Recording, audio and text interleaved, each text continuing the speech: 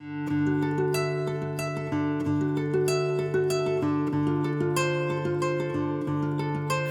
کو یاد ہوگا کہ پلیٹو اور ایرسٹوٹل کے درمیان ایک بڑی اہم بحث چھڑی ہوئی تھی جس نے بہت سارے لوگوں کو متاثر کیا، اور وہ یہ تھی کہ جو چیز ہم اپنے آنکھوں سے دیکھتے ہیں، کانوں سے سنتے ہیں، بدن سے محسوس کرتے ہیں، وہ علم کیا درست ہے یا کوئی ایسا علم ہے جو تصوراتی دنیا میں ہے جس کو ہمیں حاصل کرنے کی ضرورت ہے اور جس کو صرف اور صرف نقط کی طاقت جو ہے اس روحانی یا اس تصوراتی دنیا کے ساتھ جڑ کے حاصل کر سکتے ہیں۔ مزید اس میں یہ کہ کرسچینٹی کے بہت سارے ایسے لوگ تھے جن کا یہ خیال تھا کہ انسان جو بھی علم حاصل کرتا ہے وہ الومینیشن کے ذریعے حاصل کرتا ہے۔ مسلم دنیا میں بھی ایسی بہت سوچ تھی کہ خدا by the grace of God, خدا کا نور جو ہے وہ ہمارے ذہن کے اندر آتا ہے تو ہمیں کوئی نہ کوئی علم ملتا ہے۔ ایرسٹوٹل کا بالکل اس سے مختلف نقطہ نظر تھا۔ اس کا یہ خیال تھا کہ انسان جب پیدا ہوتا ہے تو اس کے ذہن میں کوئی بنیادی تصور نہیں ہوتا، تمام انسان کے ذہن میں جو تصور ہیں یا تصورات ہیں وہ ہمیں اپنے سینسز سے ملتے ہیں، ہمیں اپنے بدن، ہماری آنکھوں اور کانوں اور ٹیسٹ اور اسمیل وغیرہ سے جو ہمیں انفارمیشن ملتی ہے اسی سے ساری ہم اپنی نالج اکٹھی کرتے ہیں۔ تو یہ کون سا نقطہ نظر درست اور کون سا نقطہ نظر غلط، یہ تھے تھامس ایکوائنس کے سامنے سوال تھا۔ تو سینٹ تھامس ایکوائنس جو ہیں وہ یہ کہتے ہیں کہ ہیومنز اینڈ اینیملز جو ہیں وہ، یعنی کہ انسان اور جانور جو ہیں وہ سینسز کے ذریعے ہی نالج حاصل کرتے ہیں، بنیادی طور پہ جو علم حاصل کرتے ہیں وہ جس طرح ایرسٹوٹل نے کہا اسی طرح حاصل کرتے ہیں، مگر یہ کہ انسانوں میں وہ بھی ایک صلاحیت ہے کہ وہ اپنی سینسز سے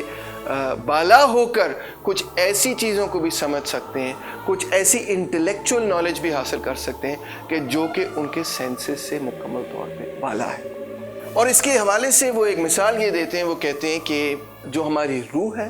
یا جو فرشتے ہیں، یہ سب چیزیں، وہ تمام روحانی بینگز جو ہیں وہ بھی علم حاصل کر سکتے ہیں، اور وہ علم جو ہے وہ اپنے سینسز سے حاصل تو نہیں کرتے کیونکہ وہ تو کوئی جسم رکھتے ہی نہیں، اس طرح اس مادی جسم تو رکھتے ہی نہیں، لہٰذا اس کا مطلب یہ ہے کہ سینسز بھی ہمیں نالج دیتی ہیں اور ہماری روح جو ہے وہ ڈائریکٹلی بھی نالج کو حاصل کر سکتی ہے۔ اب ایرسٹوٹل نے ایک تھیوری دی تھی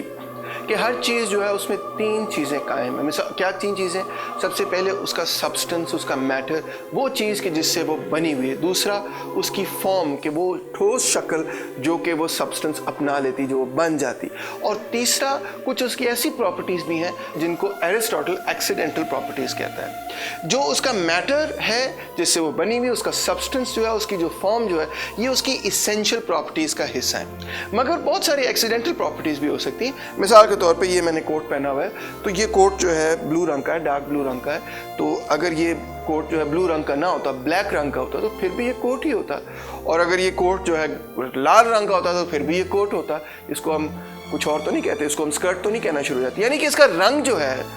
اس کی اسینشل پراپرٹی میں نہیں ہے، اس کی ایکسیڈنٹل پراپرٹی میں ہے، کہ جو کہ اس کی فارم کو ڈٹرمن نہیں کر رہا۔ ہاں اگر میں یہ کہوں کہ بلو کوٹ، تو پھر اب بلو جو ہے اس کی اسینشل کوالٹی میں شامل ہو گیا۔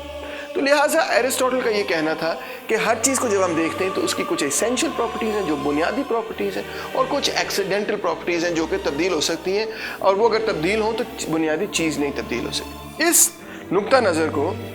جو ہم ایرسٹوٹل کے ایپیسوڈ میں کور کر چکے ہیں، ہائلومورفک تھیوری کہا جاتا ہے، ایرسٹوٹل کی ہائلومورفک تھیوری۔ اب اس نقطہ نظر سے تھامس ایکوائنس بھی بنیادی طور پہ اگری کرتے تھے، مگر وہ یہ کہتے تھے کہ تمام چیزیں جو ہیں ان کو ہائلومورفک کیٹیگریز میں نہیں ڈالا جا سکتا، کیونکہ کچھ ایسی بھی چیزیں کہ جو کہ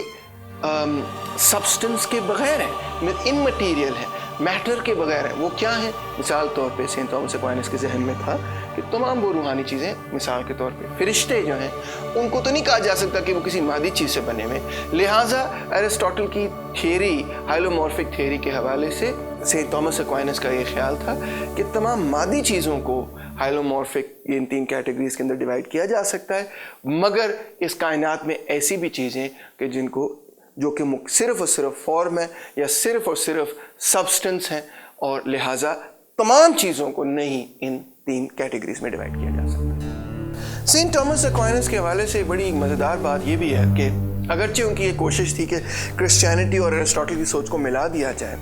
मगर जहाँ पे वो ये महसूस करते थे कि इन दो चीज़ों को नहीं मिलाया जा सकता, तो वहाँ पे उनको ये क्रेडिट मिलता है कि वो बड़े सादा तरीके से और ऑनेस्ट तरीके से कह देते थे कि नहीं जी, इस थियरी को और इस थ्योरी को नहीं मिलाया जा सकता। इसकी सबसे बड़ी मिसाल तो मिलती थी थियरी ऑफ द सोल के हवाले से। आपको याद होगा कि एरिस्टोटल का ये नुक्ता नज़र था कि हर चीज़ जो है उसकी एक फॉर्म है, जो उसकी एसेंस है, उसी की एसेंस को वो सोल मानता था। इंसान की एसेंस क्या है? इंसान की एसेंस है उसकी सोल। अब एरिस्टोटल ये कहता था कि जब इंसान मर जाता है तो उसकी सोल, उसकी एसेंस, उसकी रूह जो है उसके साथ मर जाती है। ये जो नुक्ता नज़र था सोल के हवाले से, ज़ाहिर बात है कि थियोलॉजियंस को बिल्कुल ये उससे इत्तेफाक नहीं था। वो ये समझते थे कि इंसान की रूह जो है, और अभी भी समझते हैं कि इंसान की रूह जो है वो खुदा ताला के पास पहुंच जाती है और फिर वहाँ पे जजमेंट ये होती कि इस इंसान ने अच्छे अमाल किए, बुरे अमाल किए। एरिस्टोटल इस नुक्ता नज़र पे